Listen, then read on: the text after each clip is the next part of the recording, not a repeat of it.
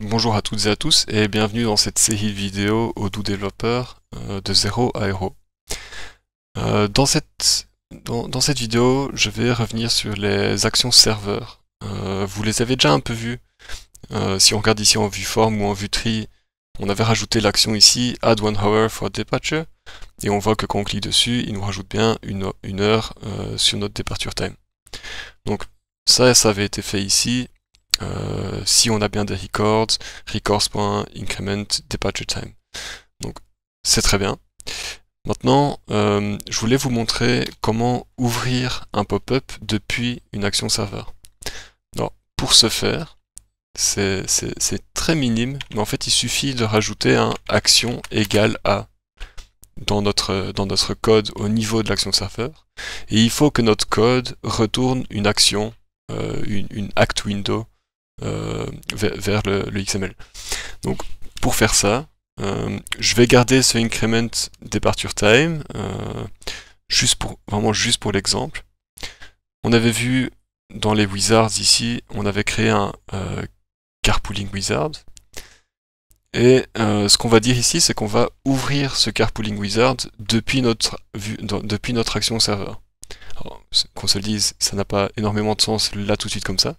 Mais c'est pour vous montrer quand même comme une action serveur peut à la fois servir à changer des données et tout ça en un clic, tout comme elle peut permettre d'ouvrir un pop-up et de faire d'autres actions après ça.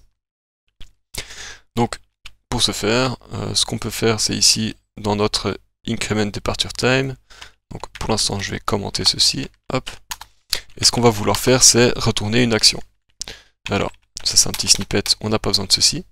Et donc ce qu'on va vouloir retourner, c'est une action. Donc ici c'est une act window. On va pouvoir lui donner un nom. On va mettre entre guillemets increment departure time, parce que c'est plus vraiment ce qu'on va faire. On a la vue, on va ouvrir une vue form, mais on va ouvrir en fait la vue form du carpooling.wizard. Alors si besoin, on peut donner la vue exact qu'on veut ouvrir. Ici on va pas le faire. Si notre action ouvre par exemple une vue liste et qu'on veut pouvoir donner un domaine à cette vue liste pour avoir seulement certains records, on peut utiliser ici le domaine, mais ici on va pas le faire. Et on peut aussi donner un contexte à la fenêtre qu'on ouvre. Pareil, ici on va pas en avoir besoin. Le target, lui, va dire si c'est new, donc ça, new ce sera un pop-up qui s'ouvre, ou bien si c'est current. Current, ça veut dire que ça va remplacer la page actuelle. Alors nous, on veut un pop-up, donc on va laisser new. Ok, donc ici, juste en ayant retourné, en faisant return de ce dictionnaire avec 5 données, et en ayant changé dans notre vue ici, que ce soit action égale à notre fonction, on va pouvoir recharger la page, hop.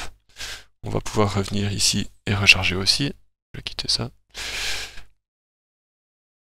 Hop, et si on fait action add 1 hour for departure, on a bien notre pop-up qui s'ouvre avec entre guillemets increment departure time, parce que c'est clairement pas ce qu'on fait ici.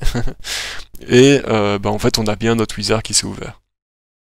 Donc voilà, c'était un petit chapitre vraiment pour vous expliquer que autant vous avez déjà vu que vous pouvez faire une action serveur qui sera disponible principalement dans les vues listes et formulaires, mais vous pouvez aussi ouvrir une nouvelle action en faisant cette action égale à quelque chose. C'est vraiment le plus important à retenir, ce action égale, parce que si j'enlève le action égale que je recharge, hop, quand je vais recharger ici,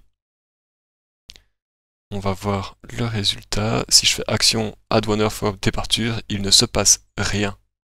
Parce qu'en effet, on retourne bien nos valeurs ici, mais elles ne sont pas assignées à une action. Elles ne sont pas assignées, en tout cas ici, à la variable action. Et de ce fait, elles ne vont pas ouvrir le pop-up. Vous pouvez aussi très bien le voir si vous allez par exemple dans les scheduled actions. Non, pas les scheduled en fait. Ce serait plutôt dans les base automation que je n'ai pas installé. Je vais très vite l'installer. Donc quand vous avez les base automation, qui sont les actions automatisées, donc les actions automatisées sont faites pour faire certaines choses quand d'autres se passent dans les records. Donc on va simplement aller voir, hein, ce sera beaucoup plus simple. Action automated actions. Quand vous regardez une automated actions ici, bah, vous pouvez se dire par exemple carpooling, add one to seat. Alors de nouveau ça n'a pas énormément de sens, mais si on va ici sur le carpooling, ici c'est un modèle for carpooling, on peut à la main faire un update the record, etc. Mais si on fait un execute Python code, ce qui nous intéresse vraiment ici, c'est ce petit commentaire. To return an action, assign action égale à un dictionnaire.